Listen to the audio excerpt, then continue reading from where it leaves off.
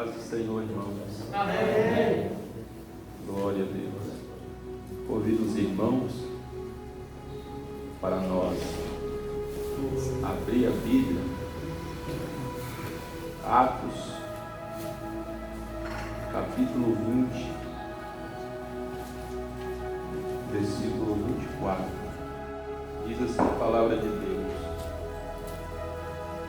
mas em nada tenho a minha vida por preciosa, contanto que cumpra com alegria a minha carreira e o ministério que recebi do Senhor Jesus, para dar testemunho do Evangelho e da graça de Deus. Amém. Pois bem, irmãos, nós estamos diante de um texto onde Paulo se encontra em Mileto. Paulo que esteve em Éfeso, e a cidade de Éfeso, pois o contexto aqui é bem claro, o contexto aqui gira em torno, a partir do versículo 17 até o versículo de número 38, o contexto aqui é a cidade de Éfeso, os obreiros que estavam na cidade de Éfeso. A cidade de Éfeso era muito importante nos tempos bíblicos, conhecida pelo templo da deusa Diana, hoje conhecida como uma das 7 maravilhas do mundo. Éfeso era a maior cidade portuária da Ásia Menor. Então os irmãos que gostam aí de geografia bíblica estão entendendo acerca da cidade de Éfeso. Por ter o maior centro comercial daquela região, Éfeso era uma cidade muito rica, muito rica. Este é apenas um resumo para a gente poder começar a entrar aqui em algumas questões que eu meditei nos versículos 17 até o versículo 38. Eu li o capítulo 20 todo e me atentei mais nos versículos 17 ao 28, que é o que eu quero refletir com os irmãos nesta manhã. Mas ainda falando de Éfeso, a relação do apóstolo Paulo com Éfeso, a gente vai encontrar em alguns versos da Bíblia Sagrada aqui no livro de Atos. Por exemplo, em Atos capítulo 18, versículo 19 e 21, Paulo passou por Éfeso na sua segunda viagem missionária, porém foi uma passagem muito rápida, certo? Foi uma passagem muito rápida devido ao compromisso que ele tinha em Cesareia, em Jerusalém, em Antioquia e nas províncias da Galácia e Frígida. Então, Paulo ele passa rápido em Éfeso, mas ficou no coração dele o desejo de retornar. Paulo ele era muito ocupado na obra do seu ministério. E em Atos, capítulo 19, versículo 1, Paulo retorna a Éfeso e vai ficar em Éfeso cerca de 3 anos. Quantos anos eu disse? 3 anos. Paulo vai ficar nessa cidade 3 anos. Na segunda viagem ele passa, dá uma analisada e vai. Se compromissos. Porque Paulo tinha palavra. Ele ficou com o coração dele preso em Éfeso. Então, ele retorna a Éfeso e vai se deter ali em Éfeso 3 anos. 3 anos Paulo trabalhou na evangelização e discipulado dos que se convertiam ao cristianismo. Amém. Você olhar o trabalho que Paulo realizou nestes 3 anos em Éfeso, foi um trabalho tão eficaz, porque o nosso trabalho, irmãos, como obreiros, ele precisa de ser eficaz. Ele precisa de ser eficaz. Eu sou novo, louvo a Deus que os irmãos têm me ajudado, no meu ministério, meus irmãos obreiros aqui, as irmãs. Mas eu aprendo que o trabalho de um obreiro, por mais simples, pequeno ou por mais grande, ele precisa de ser eficaz. Amém. Só tem sentido o trabalho de um obreiro se ele for eficaz. Se não for eficaz, não tem sentido nenhum, certo? Não tem sentido nenhum. E o trabalho de Paulo em 3 anos em Éfeso foi tão eficaz que muitos comerciantes das estátuas da deusa Diana começaram a falir.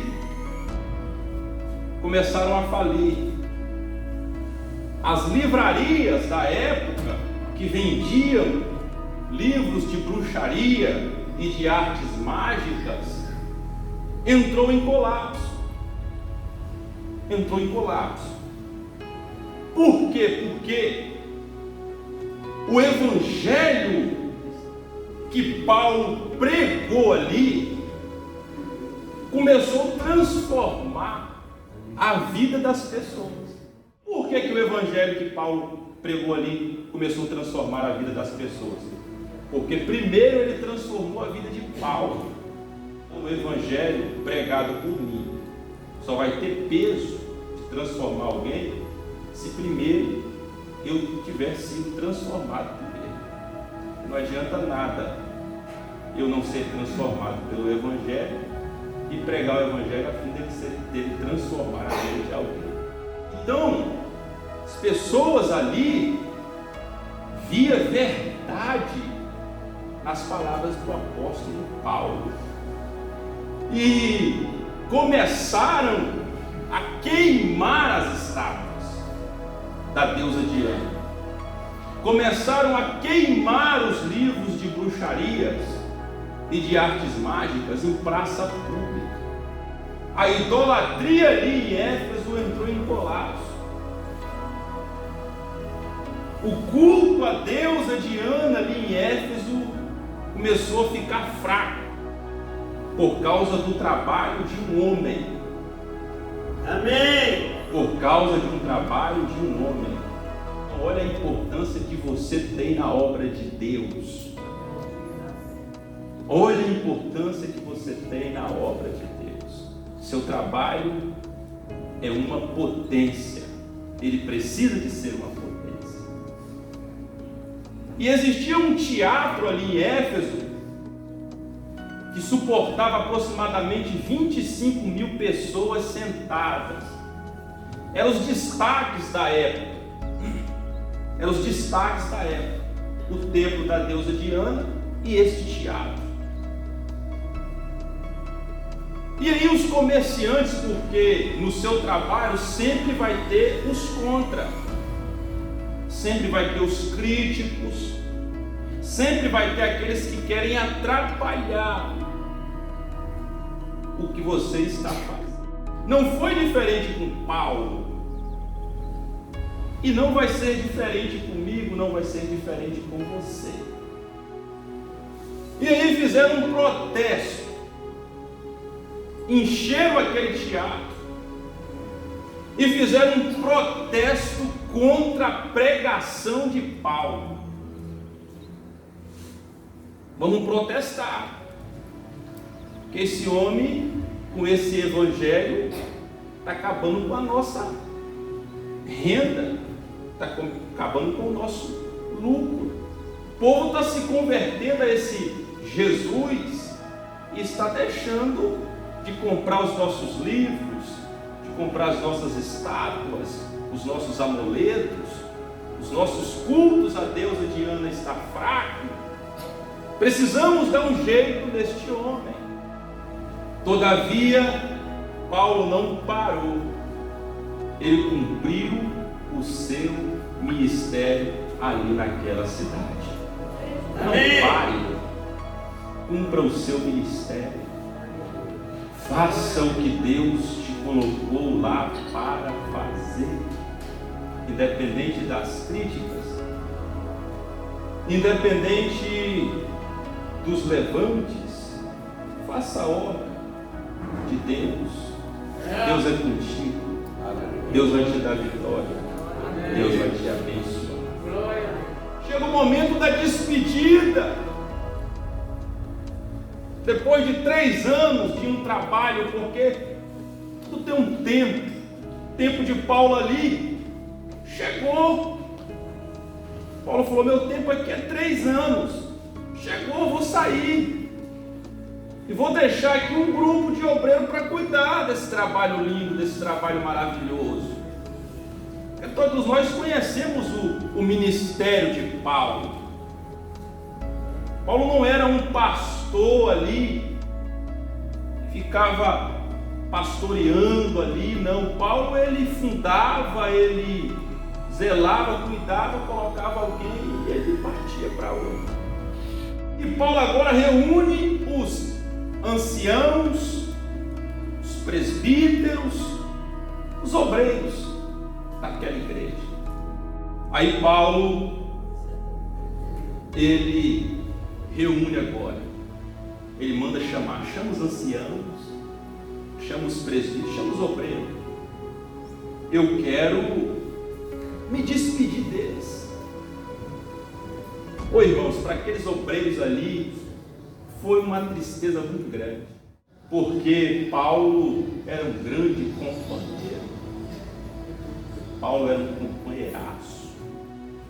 E quando Paulo reúne esses obreiros, aí eu vou me deter agora no versículo 24. Paulo deixa, pelo menos aqui no versículo 24, 3 lições aos obreiros da igreja de Éfeso. 3 lições que Paulo deixou. Paulo falou assim: ó, eu vou sair, vou embora, vocês não vão ver mais esse rostinho aqui, vou embora. Só que antes de ir, eu vou deixar 3 lições para vocês.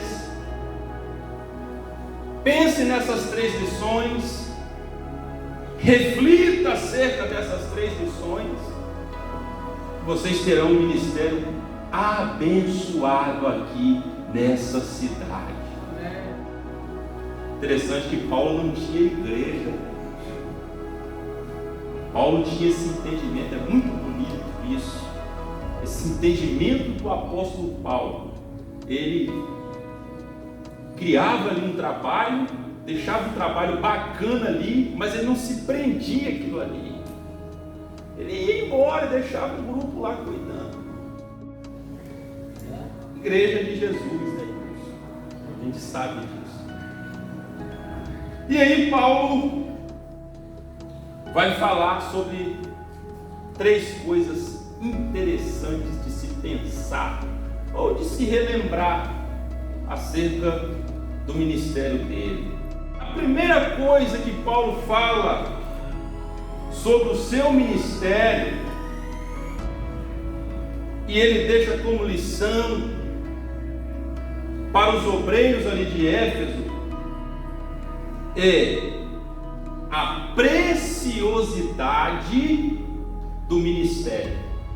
Então a primeira lição que Paulo deixa para os obreiros de Éfeso, a primeira coisa que Paulo quer que os obreiros de Éfeso entendam com esta fala dele no versículo 24, é acerca da preciosidade do ministério. Quando Paulo diz, em nada tenho a minha vida por preciosa, veja bem, Paulo vai dizer, em nada tenho a minha vida por preciosa. Então, a ênfase recai sobre a vida dele e a expressão precioso ou preciosidade. Ele diz isso, irmãos, em relação ao seu ministério. Quando Paulo diz, em nada tenho a minha vida por preciosa, ele está dizendo isso em relação ao ministério, que é sobre isso que ele está conversando com os obreiros. Ele não está falando de outra coisa que não seja o ministério, o trabalho que ele realizou ali. Com esta afirmação, Paulo fala da excelência do seu ministério. Paulo fala da importância do seu ministério, do quanto o seu ministério era precioso para ele, a ponto de ele comparar o seu ministério com a sua própria vida. Paulo está dizendo, o meu ministério é a minha vida. Paulo, em outras palavras, está dizendo, eu vivo para o ministério. A causa do ministério me consome. O ministério para mim é importantíssimo. Então, quando a gente vê essa expressão, Paulo não está fazendo aqui nenhuma apologia a alguém não ligar para a vida, deixa a vida, não. Paulo, quando fala essa frase, ele está querendo mostrar e ensinar aos presbíteros, anciãos, obreiros ali daquela igreja, que o ministério é algo precioso, irmão. Amém. O ministério é algo excelente, irmãos. Olha só como é que o ministério é precioso. Atos capítulo 19, versículo 6 diz o seguinte: e impondo-lhes Paulo as mãos, veio sobre eles o Espírito Santo, e falavam línguas e profetizavam. Amém. Olha só como que o ministério é precioso. Por meio do ministério, Paulo chegou ali e perguntou se os irmãos conheciam acerca do batismo com o Espírito Santo. Os irmãos disseram: nós não conhecemos ainda, nós sabemos um pouco acerca do batismo nas águas realizado por João. Aí a Bíblia diz que Paulo coloca as mãos por meio do ministério sobre aqueles crentes, e aqueles crentes começaram a falar línguas e a profetizar, e foram batizados com o Espírito Santo por meio do ministério do apóstolo Paulo. Aleluia. Como não pensar que o ministério é precioso? Olha o que o ministério, ou por meio do ministério, o homem é capaz de fazer. Com isso, Paulo queria que os obreiros ali enxergassem a grandeza do ministério.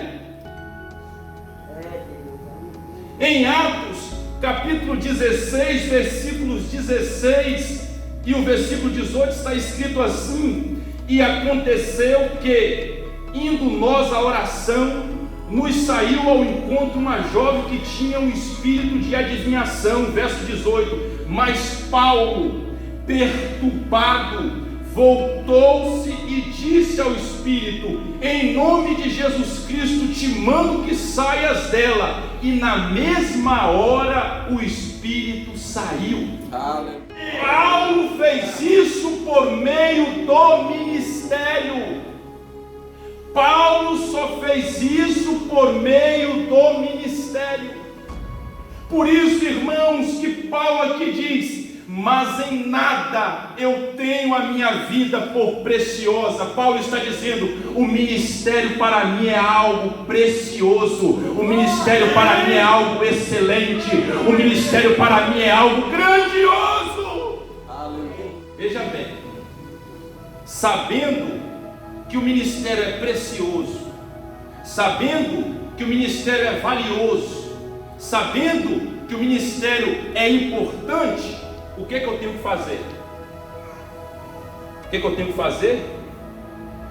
Eu preciso zelar desse ministério. Eu preciso cuidar desse ministério.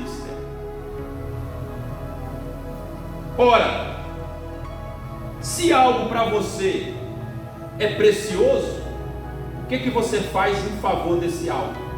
Cuida. A minha família para mim é preciosa. Amém. A minha esposa para mim é preciosa. O meu filho para mim é precioso. O que eu vou fazer? Vou cuidar. Amém. E uma vez enxergando algo grande no ministério, o que eu faço? Eu zelo. Eu cuido. Irmãos, zelar é uma tarefa minha, uma tarefa de cada um dos obreiros. E com isso Paulo está querendo dizer para os obreiros: olha, eu não quero que vocês sejam obreiros relaxados. Com essa fala de Paulo, irmãos, ele era um obreiro que fazia as pessoas entenderem e refletir acerca daquilo que eles estavam fazendo. Paulo, olha, com essa minha fala, nesse primeiro momento, eu quero que vocês presbíteros, eu quero que vocês anciãos, não sejam relaxados com o ministério que vocês têm. Amém. Irmãos, nos dias em que nós estamos vivendo, o que tem de obreiro relaxado com o ministério não é brincadeira. Paulo sabia que o relaxo de um obreiro no ministério demonstra que esse obreiro não está nem aí para o ministério. Aí Paulo, eu consigo visualizar aqui duas coisas que Paulo fez para poder preservar o ministério dele. Ô irmãos, quando você tem algo precioso, você quer preservar, não quer? Você quer cuidar, você quer, né? E eu consegui enxergar aqui duas coisinhas que Paulo fez ali em Éfeso para preservar o seu ministério. Amém. A primeira coisa que Paulo fez ali em Éfeso para preservar o seu ministério está no versículo 18 do capítulo 20, está escrito assim, ó: logo que chegaram junto dele, disse-lhes, chegou todo mundo junto dele, ele vai dizer: vós bem sabeis, desde o primeiro dia em que entrei na Ásia, como em todo esse tempo me portei no meio de vós. Então a primeira coisa que Paulo fez ali em Éfeso para cuidar do seu ministério foi o seguinte: Paulo demonstra aqui que ele não era um obreiro de duas caras. Olha só o que diz o verso de número 18. Para zelar do ministério, para cuidar do ministério, sabendo que ele é importante, precioso, Paulo está dizendo: olha, vocês sabem como, aleluia, em todo esse tempo me portei no meio de vós.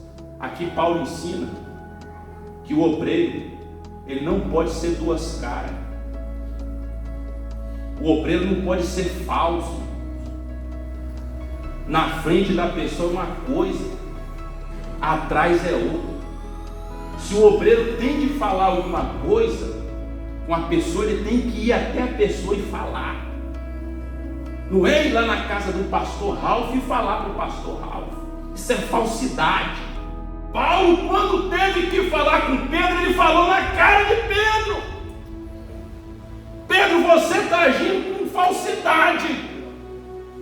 Na frente, aqui, quando os judeus não estão presentes, você é todo engraçadinho, mas quando os judeus estão presentes, você fica com outra cara, rapaz. E Pedro era mais velho do que ele, mas todavia ele disse: Pedro, você precisa ter uma cara só. Pedro, você não pode ser falso. E Paulo falou bem assim: aqui em Éfeso, se tem uma coisa que eu preciso ser, é ser verdadeiro. Aqui em Éfeso eu não posso ser falso, porque se eu for falso aqui em Éfeso, a casa cai para mim. Alguém vai descobrir a sua falsidade. Paulo ensina que se o obreiro quer ser bem sucedido, ele não pode ser duas caras, fofoqueiro, conversador fiado. Aí Paulo reúne e fala bem assim: olha, vocês sabem muito bem como eu tenho me portado esse tempo todo no meio de vocês. Alguém aí pode falar alguma coisa? Ninguém falou nada, porque Paulo não era falso, Paulo não era duas caras. Então a primeira coisa, aleluia, que eu aprendo com o apóstolo Paulo, para poder eu preservar o meu ministério, eu não posso ser um obreiro de duas caras, não posso ser um obreiro falso. Obreiro falso, duas caras, ele não está nem aí para o seu ministério, ele não está nem aí para o seu ministério, porque ele é falso. Ele é de duas caras, ele é fofoqueiro, ele não está nem aí para o ministério dele e nem aí para o ministério do companheiro. Ele quer que o negócio pegue fogo mesmo. Ele fica tucaiando e vigiando os passos do obreiro para ir lá entregar o obreiro. Quer que o seu ministério seja um ministério bem sucedido? Seja como Paulo foi em Éfeso, se mantenha na mesma posição ali, seja você mesmo. Uma outra coisa que Paulo fez ali, já estou quase perto do fim. Uma outra coisa que Paulo fez ali para poder preservar o seu ministério, aleluia, Deus está aqui. Amém. Estou sentindo a glória dele aqui. Amém. A segunda coisa que Paulo fez ali em Éfeso, em prol do ministério dele, a primeira coisa que ele fez ali em Éfeso em prol do ministério dele foi não ser duas caras, foi não ser falso, foi não ser fofoqueiro, causador de problema, de tumulto, de confusão. A segunda coisa que Paulo fez ali, interessante, voltando aqui um pouquinho, que ele antes de sair vai falar assim: ó, quando eu partir, vai chegar um grupo de obreiro aí, ó. Vai chegar um grupo de obreiro aí. Olha só o versículo de número 30. Porque eu sei isso, que depois da minha partida entrarão no meio de vós lobos cruéis, que não perdoarão ao rebanho, e que dentre vós mesmos se levantarão homens que falarão coisas perversas para atraírem os discípulos após si. Sabe o que é aquele homem perverso? É aquele que fica lá no ouvido do crente, querendo puxar ele para o seu lado.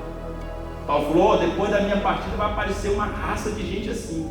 Repreenda eles, pede Jesus para queimar eles. Esses não são obreiros verdadeiros, são obreiros mentirosos. Porque o obreiro verdadeiro, ele não fica no ouvido do membro querendo puxar o membro para o lado dele, não, irmão. Não. Ele não fica querendo fazer média com membro de igreja, não. Ele faz média com o céu, com o papai do céu que chamou ele. Aleluia, glória a Deus, bendito seja o nome do Senhor. A segunda coisa que Paulo fez ali, em Éfeso, em prol do ministério dele, a segunda coisa está no versículo de número 7, capítulo 20, versículo 7. Diz o seguinte: e no primeiro dia da semana, ajuntando-se os discípulos para partir o pão, Paulo, que havia de partir no dia seguinte, falava com eles e alargou a prática até a meia-noite. Falava com eles, falava acerca da palavra. Falar esse tempo aqui que Paulo falou, tem que ter palavra. Glória a Deus. Tem que ter argumento, meu filho. Então a segunda coisa que eu aprendo com o apóstolo Paulo, que eu devo fazer pelo meu ministério, tendo em mente que esse ministério é precioso, é não ser negligente com o estudo da Bíblia e de outros livros. Paulo velhinho, cansado, bem debilitado, ele fala bem assim: traga a capa para mim, traga o meu livro, que é o pergaminho, mas traga também os outros livros para mim, eu preciso deles. Aí eu vou entrar em uma outra matéria. Como que eu acho o meu ministério importante e não estou nem aí para essa questão? Como que o ministério é importante para mim e eu não estou nem aí para o estudo da Bíblia Sagrada, dos livros?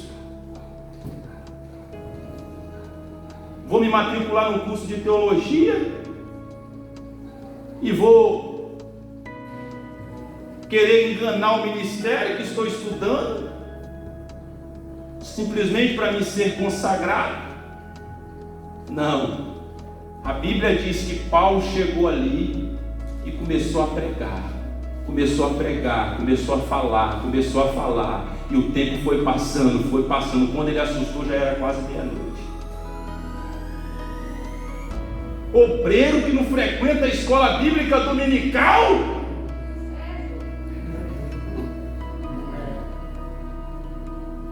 Vocês acham, obreiros, vocês acham que o obreiro ele não pode vir na escola bíblica dominical? Ele não deve vir na escola bíblica dominical? Ou ele deve ser o primeiro a estar aqui na escola dominical? O que os irmãos acham? Vocês concordam ou não concordam comigo? Amém. Olha aí. O senhor concorda, pastor? É lógico que existem questões de uma escala de trabalho. Toda regra tem uma escala de trabalho. Alguém que toma remédio controlado não pode de manhã cedo acordar, não consegue, passa mal. Toda regra tem uma. Agora o obreiro já tem 5 anos, vai fazer 6 que eu estou aqui na escola dominical como superintendente. Tem obreiro que eu nunca vi a cara dele aqui. Ele está trabalhando de escala tem 6 anos. Todo domingo ele trabalha, não pisa o pé na escola bíblica dominical. Aí, Antônio Gilberto, saudosa memória, eu assisti numa pregação dele, ele falou assim: quem não senta para aprender, não pode ficar de pé para ensinar. Amém. Como que o ministério para você é precioso se você não dá a mínima para o estudo da palavra de Deus? Se você sabe mais do que todo mundo na igreja, venha para nos ensinar, mas venha. Aleluia. Amém. Faz a obra. Aleluia. Meu Deus.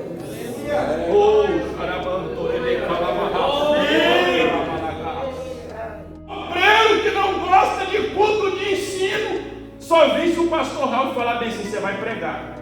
A gente conhece, irmãos. A gente não é menino. Só vem se o pastor falar, você vai ensinar. Aí ele vem.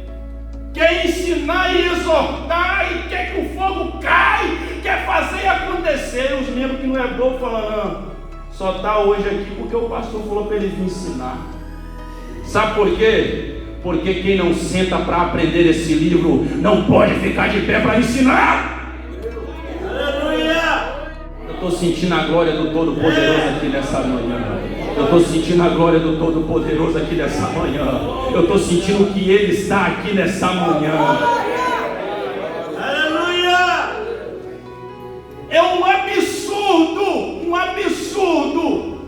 você chegar para um obreiro e dizer assim: por que você não está indo na escola dominical? Ele te responde: porque tudo que é ensinado lá eu já sei. Isso é um absurdo. Isso é um absurdo. Isso é o obreiro que não está nem aí para o ministério que ele tem. Ei, valoriza o seu ministério, porque a igreja está de olho em você. Não pensa que a igreja não está olhando, não. Que a igreja está de olho em você. E Paulo, sabendo disso, ele falou: opa, vou esmiuçar os livros, vou esmiuçar o pergaminho, vou esmiuçar os livros de subsídio, porque aqui Mileto é o berço da filosofia. Aqui Mileto tem filósofo que dá até nó em pingo d'água. Se eu não tiver intimidade com esse livro, eles vão me pegar. Obreiro, aleluia, glória a Deus, que acha que o seu ministério é precioso. Ele, em primeiro lugar, não pode ser duas caras, e ele, em segundo lugar, tem que amar o ensinamento da palavra de Deus. Glória a Deus! Deus está com. A glória de Deus se faz presente aqui em nosso meio. A glória de Deus se faz presente aqui em nosso meio. Paulo, ele, aleluia, tinha tanta intimidade com a Bíblia, com os livros, que quando ele começava a falar, ele deixava os filósofos impressionados. Ele deixava os filósofos admirados da forma como ele conduzia a palavra de Deus. Oh, irmãos, a glória de Deus é tremenda aqui nessa manhã. Deus é maravilhoso, se faz presente em nosso meio. A segunda coisa que Paulo mostra aqui sobre o seu ministério está no versículo 24 ainda. Paulo diz o seguinte: contando que cumpra com alegria a minha carreira e o ministério que recebi do Senhor Jesus. Quando Paulo diz que cumpra com alegria a minha carreira e o ministério que recebi do Senhor Jesus, Paulo nos faz entender que para ele o ministério não era uma profissão. Porque tem muitos aí que acham que ministério é profissão. Preguiçoso, não gosta de trabalhar, não dá um prego na barra de sabão. Aí ele fala: vou virar pastor. Aí queima os pastores. Queima o pastor. Ministério não é profissão. Está escrito que ministério é um chamado, é um dom. Na verdade, ministério é um dom. E ele mesmo deu um para isso, deu outro. Ele deu, o ministério é um dom, não é profissão. Amém. E Paulo está dizendo: contando que cumpra em mim a minha carreira e o ministério que eu recebi de Jesus. Paulo sempre, quando ele ia falar, ele contava a história da sua chamada.